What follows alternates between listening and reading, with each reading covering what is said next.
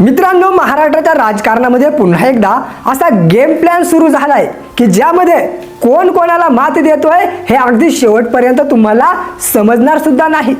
कारण काही महिन्यांपूर्वी संपलेली वाटणारी राष्ट्रवादीच्या 2 गटांच्या विलीनीकरणाची चर्चा अचानकपणे पुन्हा पेटलेली आहे। आणि ही चर्चा कुणी साध्या कार्यकर्त्यांनी नाही तर थेट मोठ्या नेत्यांनी सुरू केली। सुनील शेळके यांनी तर उघडपणे सांगितलंय की सुनेत्रा पवार यांच्या नेतृत्वाखाली दोन्ही गट एकत्र यायला हवेत आणि लगेचच सुनील तटकरे यांनीही त्याला दुजोरा दिलाय। आता म्हणजे स्पष्ट संकेत आहेत, सुनेत्रा पवारांचं नेतृत्व मान्य असेल तर विलीनीकरण अगदी होऊ शकतं। परंतु खरी गोष्ट इथे सुरू होते, कारण दुसऱ्या बाजूला जर बघितलं तर शरद पवार यांच्या गटामधून अजून पण पूर्ण शांतता आहे आणि एकही नेता या विषयावरती बोलायलाच तयार नाही। आणि राजकारणात ही शांतता म्हणजे वादळ येण्याआधीची शांतता असते। कारण जेव्हा एखादा गट बोलणं थांबवतो तेव्हा तो काहीतरी मोठा प्लॅन करत असतो आणि म्हणूनच या सगळ्या घडामोडींचं टायमिंग खूप महत्त्वाचं ठरतंय। कारण फक्त 2 महिन्यांपूर्वीच परिस्थिती अगदी उलटी होती। अजित पवारांच्या निधनानंतर शरद पवार गट विलीनीकरणासाठी पुढे येत होता, मात्र त्यावेळी अजित पवार गट स्वतंत्र राहण्याच्या भूमिकेत होता। परंतु आता गेम पूर्ण उलटा फिरलाय।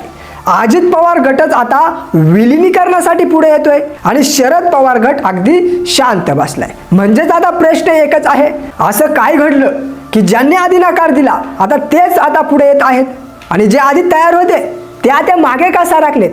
आणि याच्या मागे फक्त राजकारण नाही तर सत्ता, अस्तित्व आणि भविष्यासाठी सुरू झालेला एक मोठा खेळ दडलाय। आणि हा खेळ समजून जर तुम्ही घेतला तर महाराष्ट्राच्या राजकारणात पुढे काय होणार आहे याचा अंदाज तुम्हाला आजच येऊ शकतो। अजित पवारांच्या निधनानंतर सुरुवातीला त्यांच्या गटामध्ये एक वेगळीच ऊर्जा पाहायला मिळाली होती। सगळ्यांना असं वाटलं होतं की आता नेतृत्वाची सूत्रे सुनेत्रा पवारांच्या हातात देऊन पक्ष एकत्र ठेवता येईल आणि सत्ता टिकवता येईल आणि अजितदादांनी तयार केलेला गट तसाच मजबूत राहील। त्यामुळेच घाईघाईमध्ये निर्णय घेतले गेले। सुनेत्रा पवारांचा शपथविधी तडकाफडकी पार पाडला आणि संदेश असा दिला गेला की नेतृत्व ठरलंय, गोंधळ नाहीये। पण राजकारणात फक्त चेहरा बदलून समीकरणं जुळत नाहीत मित्रांनो, कारण खरी ताकद असते ती जनमताची, गटातल्या विश्वासाची आणि नेत्यांमधील संतुलनाची। आणि हाच तो पॉइंट होता जिथून अजित पवार गटाचं गणित हळूहळू बिघडायला लागलं। कारण दुसऱ्या बाजूला रोहित पवारांनी अजित पवारांच्या अपघातावरती अगदी थेट प्रश्न उपस्थित केले होते, काही मोठ्या नेत्यांवरती निशाणा सुद्धा साधला होता। आणि याच आरोपांमुळे फक्त विरोधकांमध्ये नाही तर स्वतः अजित पवार गटामध्ये सुद्धा संशयाचं वातावरण तयार झालं होतं। आणि जे नेते आतापर्यंत मजबूत वाटत होते आणि त्यांच्याच निर्णयावरती प्रश्नचिन्ह उभे राहायला लागले। सुनील तटकरे आणि इतर वरिष्ठ नेत्यांवरती टीका वाढू लागली आणि त्याचं नियंत्रण कमी होत चाललं आहे असा संदेश कार्यकर्त्यांपर्यंत जाऊ लागला। आणि सर्वात मोठं म्हणजेच पक्षाच्या आत एकसंधपणा तुटायला सुरुवात झाली। कारण अजित पवारांच्या नेतृत्वाखाली एक अशी भीती होती, एक अशी शिस्त होती, परंतु आता ती भीती राहिली नव्हती। त्यामुळे प्रत्येक नेता स्वतःचं अस्तित्व वाचवण्यासाठी वेगवेगळे मार्ग शोधू लागला। काहींनी तर शांतता ठेवली, काहींनी बाजू बदलण्याचे संकेत दिले तर काहींनी थेट विरोधाची भूमिका घेतली। आणि अशा परिस्थितीमध्ये सुनेत्रा पवारांसाठी सगळ्यात मोठं आव्हान हे होतं पक्ष एकत्र ठेवण्याचं। पण जेव्हा आतूनच गट ढासळायला लागतो तेव्हा बाहेरचं राजकारण सांभाळणं आणखी कठीण होऊन जातं। आणि हळूहळू हे स्पष्ट होऊ लागले की फक्त नावावरती नेतृत्व चालत नाही तर त्यामागे ताकदही लागते। आणि हीच ती जागा होती जिथून अजित पवार गटाची पकड अगदी सैल होऊ लागली। आणि याच सगळ्या गोंधळाच्या पार्श्वभूमीवर एक शांत पण अत्यंत मोठा डाव खेळला गेला आणि तो डाव होता शरद पवारांचा।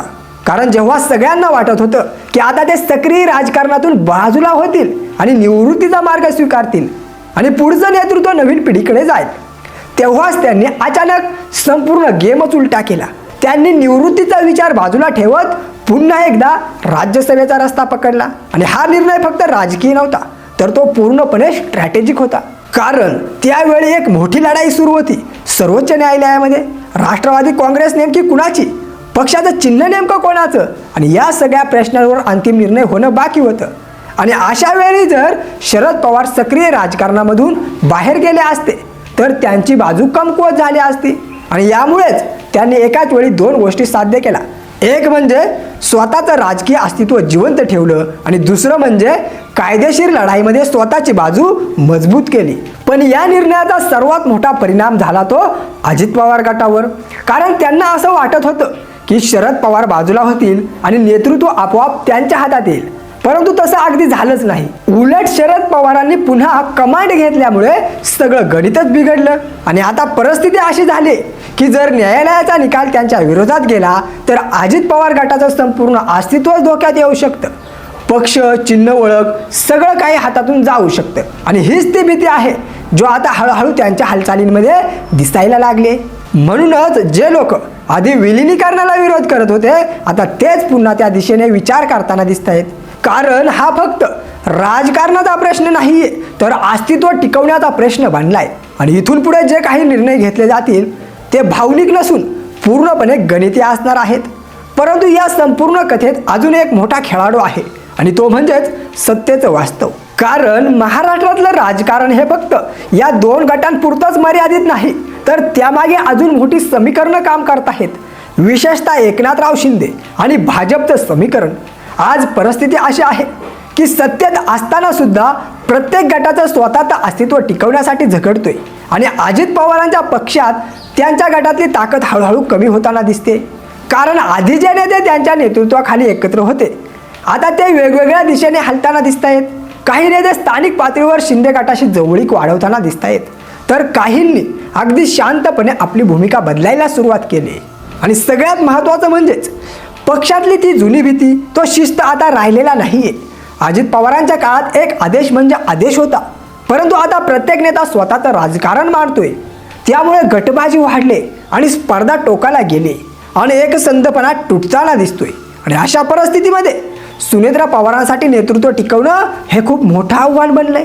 कारण फक्त पद मिळालं म्हणून सत्ता टिकत नाहीये, त्यामागे मनी पॉवर, मसल पॉवर आणि संघटनात्मक ताकद असावी लागते. आणि हीच ताकद आता सध्या हळूहळू इतर गटांकडे सरकत असल्याचं चित्र पाहायला मिळते. आणि यामुळेच परिस्थिती अशी झाली की जर लगेच काही ठोस निर्णय घेतला नाही तर या पक्षाचे तुकडे होण्याची शक्यता वाढते. आणि म्हणूनच आता हे स्पष्ट दिसायला लागलंय की सुनेत्रा पवारांसमोर वेळ खूप कमी आहे आणि निर्णय खूप मोठा आहे. आता सगळ्यात मोठा प्रश्न पुढे काय होणार. कारण सध्या सुनेत्रा पवारांसमोर दोनच स्पष्ट मार्ग उरलेले दिसतात. एक म्हणजे शरद पवारांच्या गटात विलीन होणं आणि दुसरा म्हणजे थेट भाजपसोबत जाण्याचा निर्णय घेणं. पण इथेच सगळं राजकीय गणित अधिक गुंतागुंतीचं होऊन जातं. कारण जर राष्ट्रवादीचे दोनही गट एकत्र आले तर आपोआपच नेतृत्वाची सूत्रे सुप्रिया सुळे, जयंतराव पाटील आणि इतर वरिष्ठ नेत्यांच्या हातात जाण्याची शक्यता प्रबळ आहे. आणि अशा परिस्थितीमध्ये सुनेत्रा पवारांचं उपमुख्यमंत्रीपद टिकवणं तर दूरच, त्यांचं राजकीय अस्तित्व सुद्धा धोक्यात येऊ शकतं. कारण पक्षातले जे अनेक जुने नेते पुन्हा शरद पवारांच्या नेतृत्वाखाली एकत्र येऊ शकतात आणि मग निर्णय क्षमतेवर त्यांचा पूर्ण कंट्रोल राहणार नाही. तर दुसरीकडे जर भाजपमध्ये जाण्याचा निर्णय निवडला तर तिथे त्यांना किमान स्वतःचं स्थान आणि सत्ता टिकवण्याची हमी मिळू शकते. कारण भाजपसाठी सुद्धा हा एक स्ट्रॅटेजिक मूव्ह ठरू शकतो. एक मजबूत गट आपल्या बाजूला घेणं आणि राज्यातलं सत्ता संतुलन अधिक मजबूत करणं. आणि त्यामुळेच सध्या सुरू असलेल्या विलिनीकरणाच्या चर्चांकडे फक्त एकत्र येणं म्हणून पाहणं चुकीचं ठरेल. कारण यामागे प्रत्येक निर्णय हा गणित, सत्ता आणि भविष्य यावरती आधारित आहे. आणि म्हणूनच पुढचे काही दिवस महाराष्ट्राच्या राजकारणासाठी अत्यंत निर्णायक ठरणार आहेत. कारण इथे फक्त या दोन गटांचा प्रश्न नाही तर संपूर्ण राजकीय समीकरण बदलण्याची शक्यता दिसते. आता पाहायचं इतकंच आहे, पवार घराण्याचा हा संघर्ष एकत्र येऊन संपतोय की आणखी मोठ्या राजकीय भूकंपात बदलतोय. आणि या सगळ्या खेळामध्ये शेवटी कोण जिंकणार आणि कोणाचा गेम वाजणार हे कमेंट करून आम्हाला नक्की कळवा.